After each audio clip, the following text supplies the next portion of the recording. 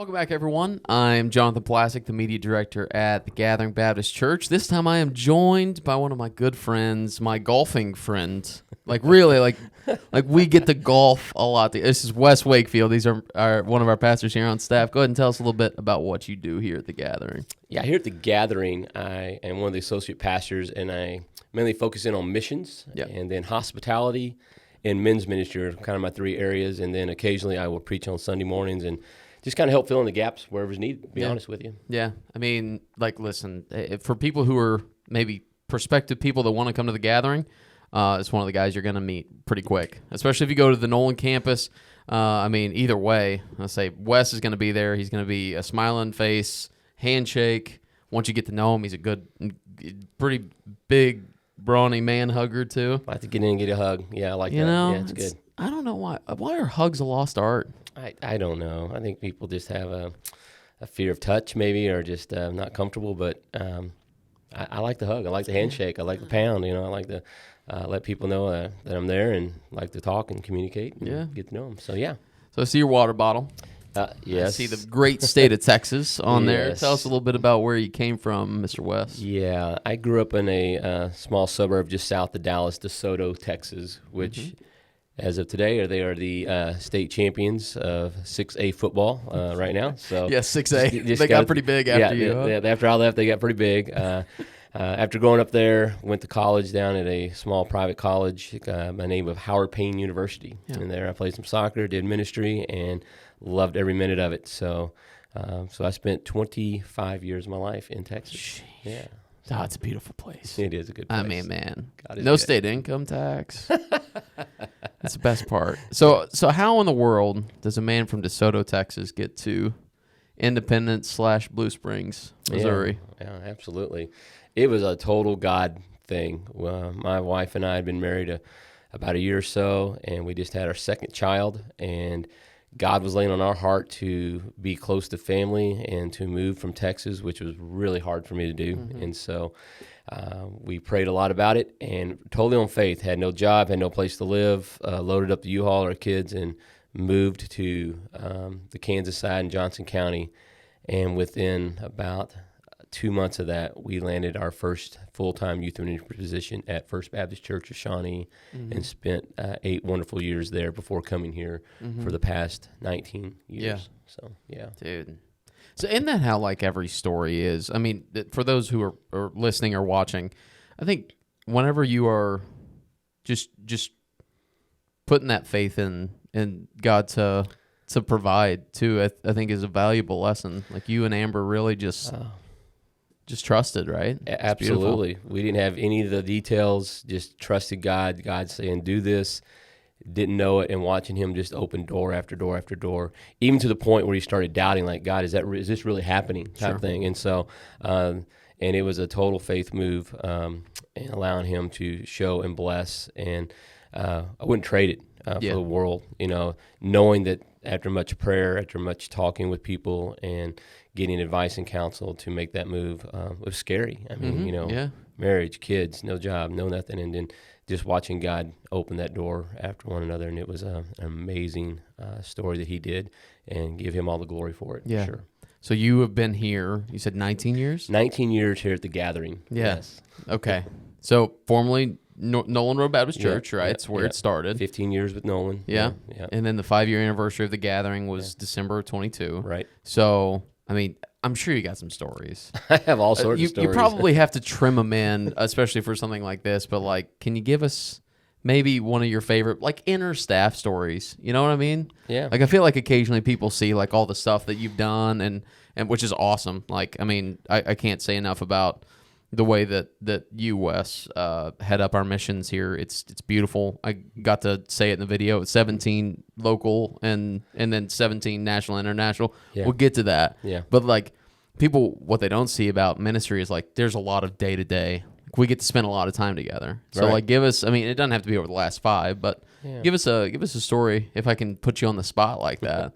It's a good memory. Yeah, I think a good memory was prior to us becoming the Gathering, already having relational equity with Matthias and Nate through our years of youth ministry. Yeah. That was just incredible to see that we were pals. We were running around trying to change the world in the youth ministry era, and we had a great relationship, did lots of things together. And then years later, to see us all come together on staff together with your friends and already have that common bond was amazing. And so, if we would have scripted that, we would probably like to have written it that way, but had no idea that God would take 3 youth pastors from 3 different churches and then bring them together on the same staff, working together to further the work of the kingdom together. And already have that chemistry, already have that bond, already have that kind of knowing each other's personalities. And so it was kind of, again, one of those God things that we didn't orchestrate. God began to put together years ago. I mean, we were doing youth ministry, 10, 12 years ago, long before we landed this with the gathering and making that transition. So dude, I think it's on our YouTube channel. I'd have to check because I'm the media guy. That our 5-year anniversary was us talking about that, kind of how it came about, and like that story is just, even from my perspective, I'm like, there's no way that should have happened. Like legitimately, like in human standards, we couldn't have orchestrated something like that. Not at all. So. It's a beautiful thing. So that's one of my many favorite stories, just to see all that come to fruition. And and throwing a plug for Francis to have the vision and to kind of bring all that together in a total trust and faith in his part was just a great story to see unfold, and how God just began to plot the right people in the right places. I mean, watching Matt grow up in our youth group and then become the youth pastor, and just so totally cool and amazing. So but I mean, we're a staff that has lots of fun, have lots of stories, lots of memories. Made a lot of mistakes along the way, trying things, and our church has been so gracious and so just loving through all those times, and allowing us to try things and to push the envelope as far as stretching them as a congregation. And we've stretched them a lot. I mean, and they've stuck in there and seen God bless. And so just can't thank them enough, and for all that they do, pray, give, and go and serve. It's just such a great group of people in this church. Yeah, I mean, truly. And one of the staples that you said there, and I'll say it again, is our church serves really well. Absolutely. And so we're in this, one of your primary gigs here is the mission side of it. And so I say in the video on the Sunday morning is 17 local, 17 national and international, and that number's gone up, whatever. It fluctuates, yeah. Sure. I mean, there's some that then no longer need it, and so, wherever God leads that money to go. So tell us a little bit. I know you can't maybe name all 34 off the top of your head, but tell us a little bit about some of the missions and things that we got going on. Yeah, we really try to support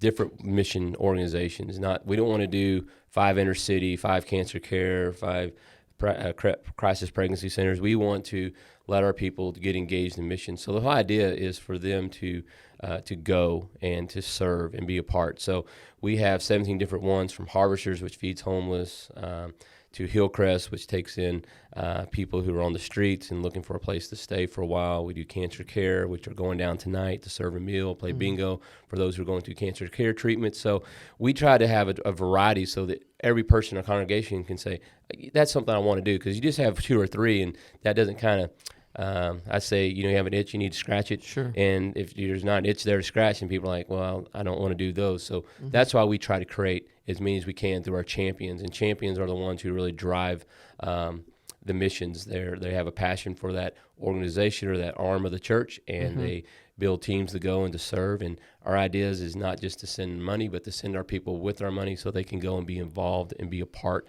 of the local mission. And that happens on the national level as well as the international level. We want to support teams by helping them financially go. So this year we're going to Nicaragua. This year we're going to Uganda. And so we're excited about that, having that door wide open since COVID to get back on the international playing field. So. Yeah, well, it's beautiful. I mean, and for people who maybe our congregation that's watching this, or even prospective people that want to come check out the gathering, people don't quite get serving in a mission area, like even going down to, say, Project Second Mile at Thanksgiving. Right. Like seeing the, 250, 300 people that need a hot, fresh meal on Thanksgiving week. Like, people don't quite get that until they see it. Right. I'm the same way. Like, I would not understand anything of what people are going through unless I go and see it. Right. Right? Yeah, and that's the thing with missions. We always go to make an impact in someone else's world, help them, change them, but more often than not, and you know this, I experience this all the time, people who go, their lives get changed. Yeah. Their eyes get open to the need and the compassion that's there, and they come back changed, going, God did something great that I couldn't do, but he did through me. And so it's we say it all the time in missions. You go to change lives, but you come back changed. And that's the hope, that both you're changing, making a difference, and that God's working in you and changing you and showing you that I don't have to go on a trip. I don't have to wait for the church to sponsor a mission project. I can be missional in my home, my neighborhood, my workplace, my school, and my family. So that's the end goal, really, is that we provide these things, but that we are on mission 24/7, looking for opportunities how we can be Jesus in skin to those around us. Yeah. Oh, dude. So good. Like, okay, so I've been around you for 5 years now. Okay. I love some of the things, and I don't know if it's just you, how God's gifted you with words, but like Jesus in skin is one of them. There's just a ton of these phrases that I hear you say that I'm like, man, that's just a good reminder. Yeah. You know? It's just, I think we forget occasionally, right? Yeah. Like, is that just something like God's gifted you in that way? It's just being in the ministry, like understanding these things. I think it's beautiful. I think it's just being a believer, Jonathan, Yeah. to be honest. I mean, Jesus in skin mean that there are times in life that I may be the only Jesus that anyone sees. And it's not that I want them to see West Wakefield. I want them to see Jesus, the life of Jesus, the Spirit of Jesus living in and through me, how I serve, how I talk, how I interact. And so I don't know who said that, but it is. Sometimes in our world, we may be the only Jesus that anyone sees. And not that we're saying that we're Jesus, but we're saying that we are representing Jesus in our character, our speech, how we conduct ourselves, and to share the gospel. I mean, and that's the thing. Use words if necessary was one of those cliches, but we have to use words. We have to show it through our lifestyle, through our speech, but also introducing him to the gospel of Jesus. And so that means simply, telling what Jesus did to me, how he changed my life. And I'm doing these things, I act this way because of Jesus. If I acted the way I wanted to, I'd be acting very selfish, very fleshly, and that's just not who I am. I'm a Christ child, Yeah, absolutely. And so I want them to know what's most important to me, and that is my relationship with Jesus. And so I want to be Jesus in skin. Do I do it perfectly all the time? Absolutely not. Right. I fall short all the time. But the end goal each day is to pursue Christ and let him be known in and through my life. And so that's what I mean by Jesus in skin. Yeah. So. Well, okay, so you've been in the church world. You've been in the the gathering, right, for 5 years now at this point, 19 at Nolan / the gathering. Right. What is unique? What do you enjoy most about the gathering? The people. Yeah. I enjoy the church, the body, not the building, but the church, the people. We have such amazing people who support, encourage, pray, do life together, lots of lunches, lots of meals, lots of Bible studies, lots of conversations. So I enjoy the people here at the gathering, just their love for Jesus and their love for the local church, and their love to see the gospel go forward, and how we can be the hands and feet of that, to put action to it, not just talk about it, but to go. And that's what mission is about, is going and serving and being a part. So our people go, our people serve, they give, they pray. This is a praying congregation. I mean, they bathe everything in prayer, and that's where it needs to start. And I know it starts there because we have prayer ministry teams. We have people praying consistently for the church and for the pastors and for the word of God to go forward to share the gospel and the good news of Jesus. So our people is what makes this not really a job to me. I don't consider it a job. I don't consider it really hard work. Does it have its long days? Absolutely. Sure, yeah. Is it mentally exhausting at times? Absolutely. But those are just short spurts. If you look at the big picture and how wonderful the people are here at the gathering and what they do and how they serve and how they support and how they pray, I just want to be a part of something like that. It's a family. Dude, it's awesome. It's awesome. It's amazing. Yeah. Yeah. Dude, I appreciate you. Yeah, You're the appreciate man. you. How's your golf game?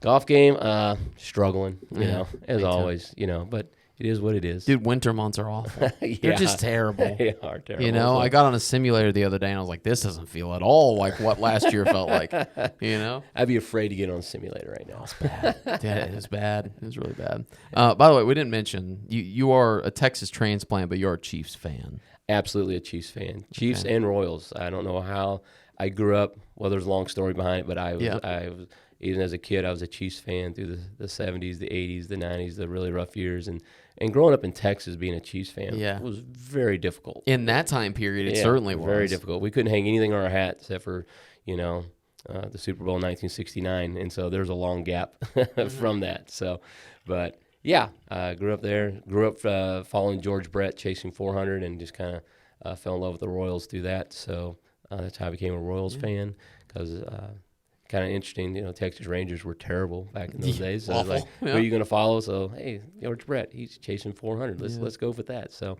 so God put me where my wife and I, who've been married for 28 years, Am and I here, and we love it. We never look back, no regrets. Yeah. We still have strong relational equity in Texas with folks, but we're right where God wants us. Yeah, so. that's true. Absolutely. And God transplanted me here to drink out of this water bottle.